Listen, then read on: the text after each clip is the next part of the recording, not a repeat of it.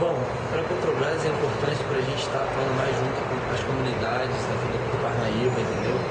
Para a gente estar mais próximo, né, de um povo que tem esse potencial de natureza enorme.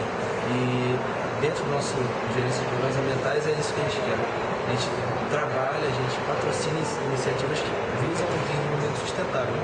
Então, quando a gente recebeu em 2010 na seleção pública esse projeto, né, toda a equipe gabaritada para analisar os projetos, dentre 928 projetos inscritos, apenas 44 foram contemplados. E nesses 44, né, ou seja, uma pequena porcentagem, né, total estava o Tartarugas do Delta. Então, você vê como é que essa iniciativa foi muito bem vista dentro da Petrobras. Então, a Petrobras é muito importante porque é uma ação que interfere diretamente nas ações do homem para o benefício da natureza e dessas espécies de tartarugas marinhas aqui que ocorrem no Delta do Parnaíba. Dos projetos já existentes, trabalhando com a tartaruga, como do Tamar e outros, como é que você avalia que está o do Parnaíba?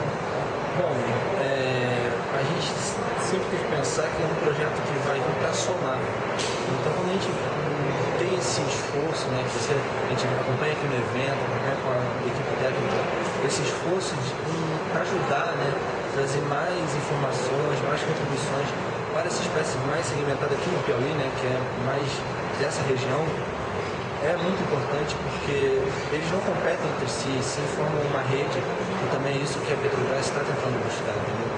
A gente trabalhar junto, somar esforços um benefício maior, que é a conservação dessas espécies tartarugas.